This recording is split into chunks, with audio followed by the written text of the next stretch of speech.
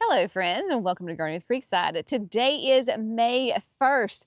It's also what we're going to call Feed 'em Friday because you know what? Sometimes you miss Thirsty Thursday.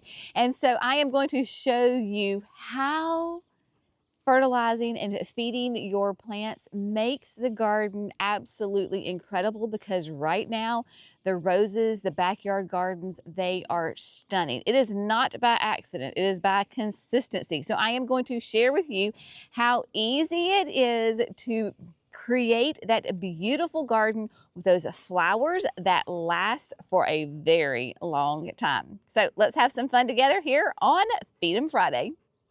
Friends, can we just take a moment to enjoy the splendor of the generous gardener? The roses, oh my gosh, y'all, they are magnificent. And that is due to the regularly scheduled fertilizing program that I have them on. It is very simple, very easy to do. I'm going to share with you how I do it so that you too can have gorgeous roses in your garden in the spring, summer, and the fall. And then we are also going to do the big workhorse of the day, the project. We are going to feed the annuals. Annuals are very heavy feeders, especially the ones that are producing flowers throughout the entire summer, because food equals flowers, whether it is roses or your annuals or your perennials. So we are going to show you exactly how we take care of them. It is a simple process, but it does take a little bit of time. And of course, the more annuals I have, the more time it's going to take. But it is very easy, and I'm going to share with you how we do it here at Creekside, because we have to scale things up just a little bit due to the size of the gardens. So let's get feeding. Because we have such extensive gardens here at Creekside Nursery, we are going to work a little smarter and not harder. So I have the tractor with me. I have our 100-gallon spray tank on here, and it is filled with 100 gallons of delicious Proven Winners water-soluble fertilizer. This is the most efficient way for us to feed the large number of annuals in a day. And so we are going to use the tank. Obviously, we garden a little bit on a larger scale than most homeowners do. It's a beast. It's a beautiful beast. And so what we have to do, of course, is go ahead and use that 100-gallon tank. In the backyard here at the house, it'll probably take me 2 of these tanks to really feed the annuals really well. But it pays off because y'all, they are absolutely stunning. So if you find that your annuals look amazing in April and May, but by the end of like June, July, they're tired, they're not as vibrant, you're not getting as many flowers on them, that is because you're probably not feeding them enough. Your heavy feeders, your super bells, your super petunias, those annuals that produce all of those gorgeous flowers, they need food. If you have them in containers, they especially need that water-soluble fertilizer.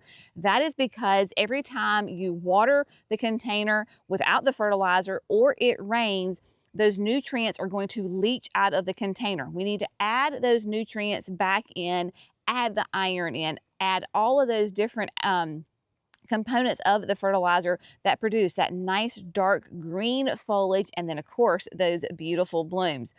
I've showed you before how you can easily do it on the homeowner's scale, right? So it is 1 tablespoon of the Proven Winners water-soluble fertilizer for 1 gallon of water. I like to mix it up either in my 2.5-gallon watering can, and then you just water as normal. You can also do it in a 5-gallon bucket, and then I like to use the Proven Winners bucket itself as my little scoop to feed the plants. Or if you're like us and you have a lot of annuals to feed, using that 100 gallons. So we did the math, and 100 gallons requires 6.25 cups of the Proven Winners water-soluble fertilizer. It's still that same ratio, 1 tablespoon for 1 gallon of water. So let me show you how easy it is, whether you're using your watering can, that 5-gallon bucket, or a big spray tank like we do. And so it's just super easy. Just pretend like you're watering the plants as normal. So what we're going to do is feed these plants here in the backyard, and then we're going to head to the roses, show you how easy it is to fertilize the roses. It makes a huge difference in the health and the vigor of your plant.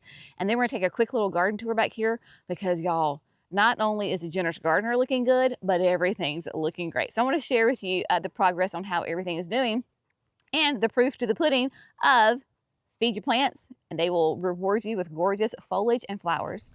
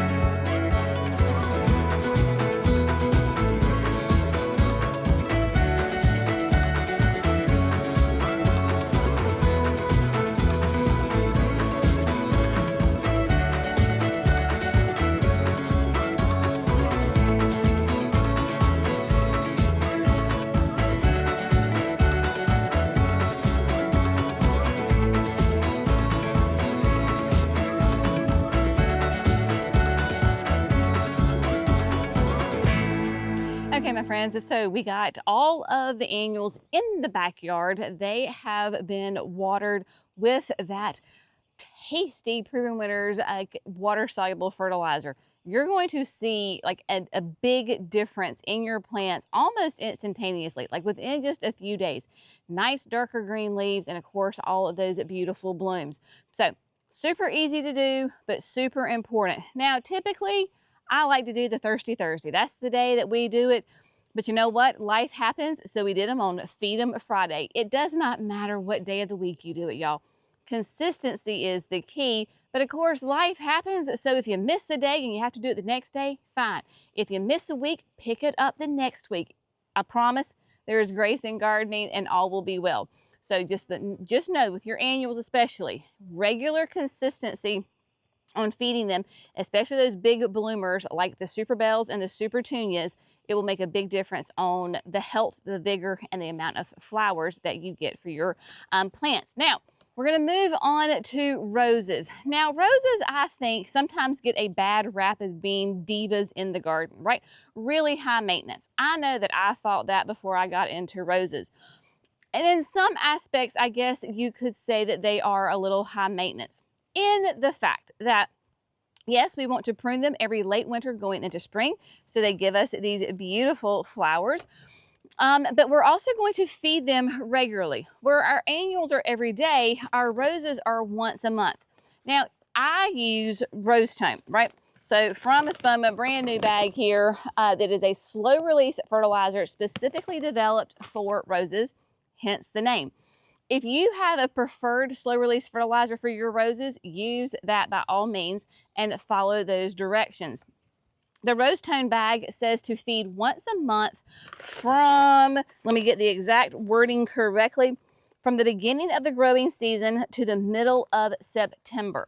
So that means once you start to see those first kind of true leaves pop out on your roses, you want to feed them once a month. I like to do the first of the month because it just makes sense in my brain, right? So whatever the beginning day of the month is, whether it's a Saturday or a Sunday or a Wednesday, doesn't matter. First of the month, I know that I need to go ahead and get them fed. For established roses, of course, follow the directions. It says to do 1.25 cups of the rose tone around the drip line of the rose. I have a like a Ziploc plastic container because it's nice and hard, and this is actually a 2-cup. Yes, it is a 2-cup, 16-ounce, so I don't fill this all the way, right? If you do, it's fine. It's slow release fertilizer. They'll be good.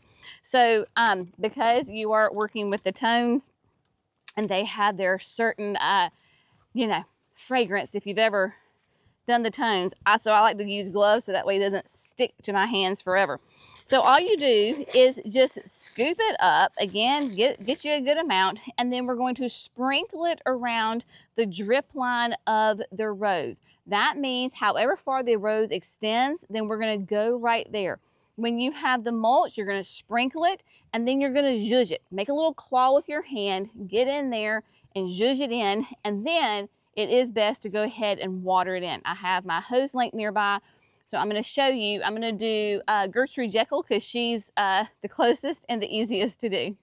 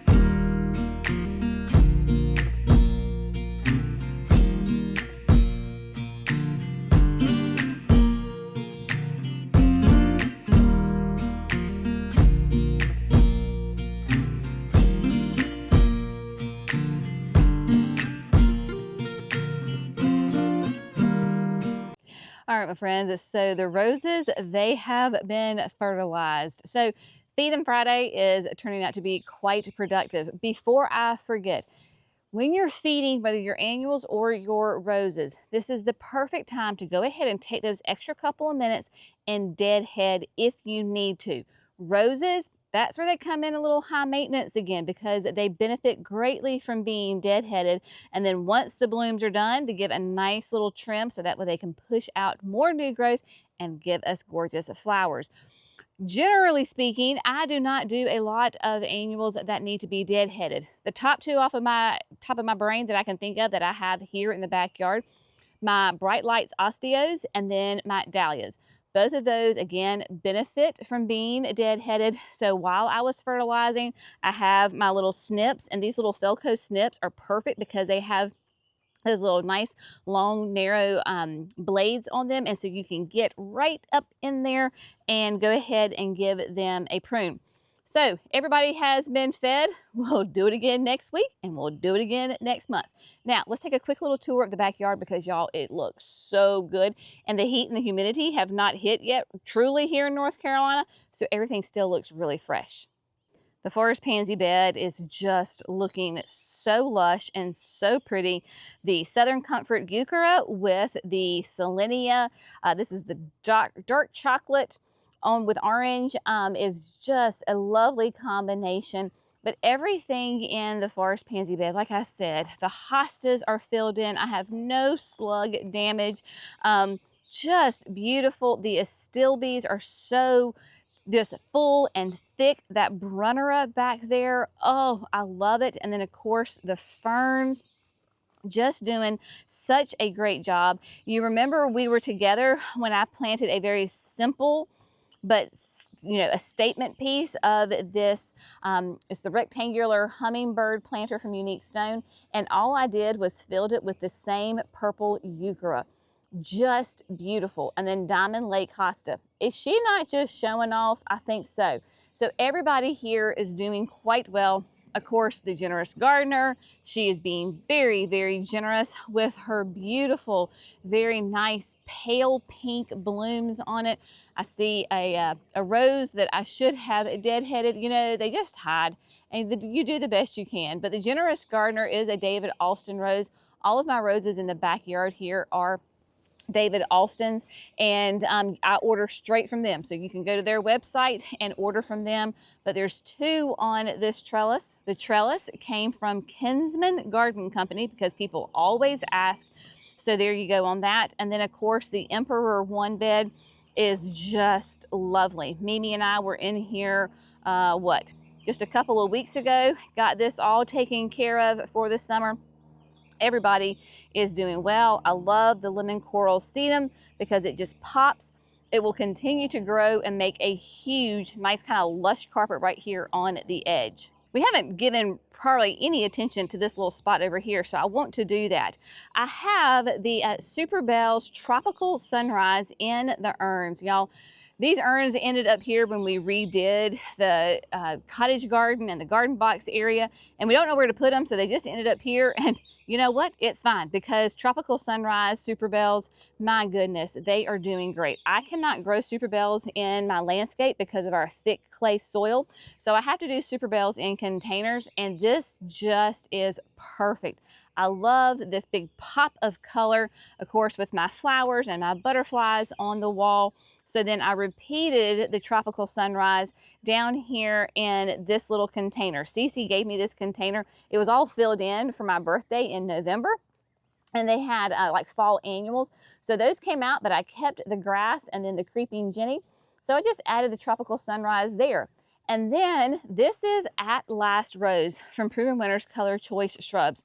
Y'all, in my humble opinion, this is probably their #1 rose. It performs so well for me. I don't get black spot. It has been hanging out in this pot. We're probably going on year at least 4 right now. And I treat it just like everybody else. I prune it, I fertilize it, I treat it for Japanese beetles. It smells delicious, like a classic rose. So if you ever get the chance to grab an At Last rose, I think this would be a great starter rose if you've never had roses before. Just those beautiful peach blooms, like I said, that have the most delicious old rose fragrance to it. It is a great, very hardy, very tough. If it's handled my garden in this pot for 4 years, you know it's a good one. And then I put a little container together, aqua pot, and I have the Mystic Illusion Dahlia, which is the black one. It is about to put on its first bloom, which will be bright yellow, diamond frost on each side. And then this is a brand new Super Bell for next year that will become available on the market. So we're testing it out to see how it is doing. And then speaking of, coming on through to the back, the Roald Dahl roses, they too have begun to bloom. They were a little later to the party than my ones on the patio. The patio just gets so hot. But my gosh, this is an absolute, and I know I say this all the time, like absolute, one of my favorite roses. Beautiful peach colored blooms. Again, classic old rose fragrance. And so I have these 3 here, and then last year I added 6 more to do a hedge. So the 6 that the new additions, you can see that they are smaller. They're going to catch up. It's going to take a minute, but I promise they will catch up. And then in front of the roses, we have the Unplugged So Blue, which is a nice petite, shorter salvia. It will not overtake this bed. Absolutely beautiful. And you can actually see those bigger plants. Those were ones from last year. In the fall, I just cut them to the ground, and you can see that a good number of them came back. The smaller plants are ones that I have just added this season. So you can see like these right here. These are the smaller ones, the 3, and then those ones right behind it are the bigger. Those were the ones that came back from last year. It will not be long. Everybody will catch up. And then I just added the Aromagica purple. This is a heliotrope Love, love, love this relatively new annual from Proven Winners. It will go through the entire summer. It loves to be neglected. It loves dry spots, which is perfect because this little area is not on irrigation. Pollinators love it, and it forms this beautiful, nice, big mound.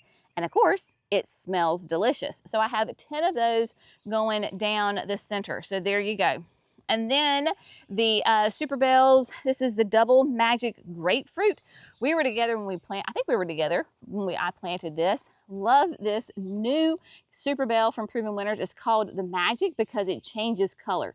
So, and the more sun it gets, the color will change. So this end tends to be more shaded, so it gets more pink, whereas on this end, because this gets the hot afternoon sun, you can see that it's more yellow with a little bit of pink. Exact same plant, but just because of how the sun hits it, you can see where we have that beautiful different kind of colors in there. And then my vibrant violet violas, not violas, listen to me. There's so many V's. Vibrant, I cannot even talk, y'all. The Virtuoso Vibrant Violet Dahlia. There we go. There's a lot of V's in there. So that's what I deadheaded, of course, right there. And then you were with me on the patio. Everything is just doing great. The Supertunia Vista Cool Jazz, just filling in. The urns are doing magnificently well. Could not be happier with them. These are the Super Bells Blue Moon Punch, and are they just not beautiful? Absolutely lovely. Of course, both of those are planted the exact same right there. And then with everything else and the roses coming in, just lovely. Now, I will be completely honest, I have struggled with my Senorita Rosalita Cleome. It's been so hot and so dry that I cannot keep water on them. They're finally starting to come around. It was rough, y'all. That's why this, water-soluble fertilizer is so important to keep them fed. Once those roots get going, the temperatures have cooled down a little bit, so hopefully they will bounce back and do just fine. And then, of course, Desdemona. I've got to come through here and deadhead her, but look at those beautiful blooms. Smells divine. And then, of course, the backyard. The Baptisia is blooming.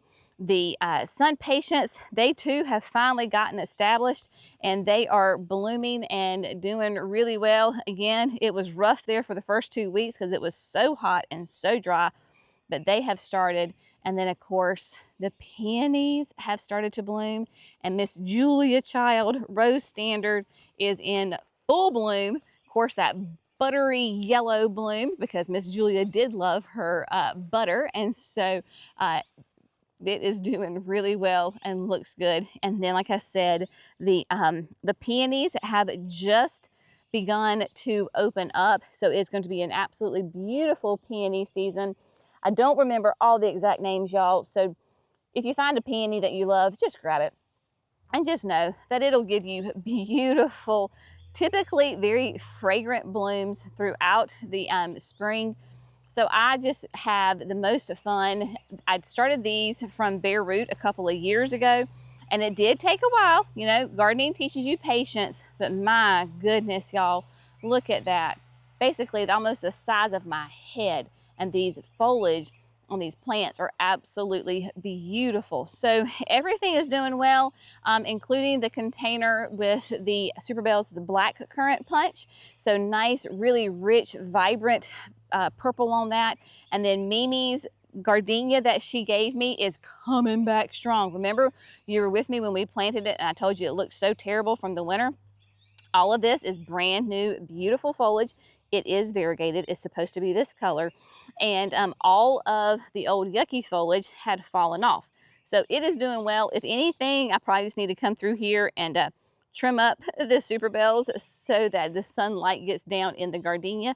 But right now, it's doing just fine, and we're going to leave it. Even got some peonies hiding out back there as well. And then the Supertunia Bordeaux is doing great as well too. So there you go, my friends, a Feed 'em Friday. just that consistency of feeding your plants. Now, I will say, roses are the only shrub that I feed on a regular basis during the growing season.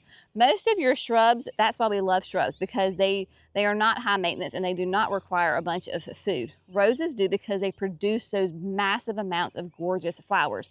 Food equals flowers. If that's the only thing you remember, food equals flowers, then that's what we're talking about here. So feed your annuals, feed your roses. That consistency makes all the difference in that health and vigor of the plant and how many flowers that we get. So it's not hard, but sometimes the consistency part is hard. At least it is for me, because life has a way of happening and I'm like, oh no, it's the 3rd of the month. I haven't fed my roses yet. So we get out there and we do it as close to the time as we have set that we can, right? But there is grace in gardening. Grace in gardening. As always, my friends, we hope you found this fun, informative, inspirational. Y'all have an amazing day. We'll see you in the next video. Bye, friends.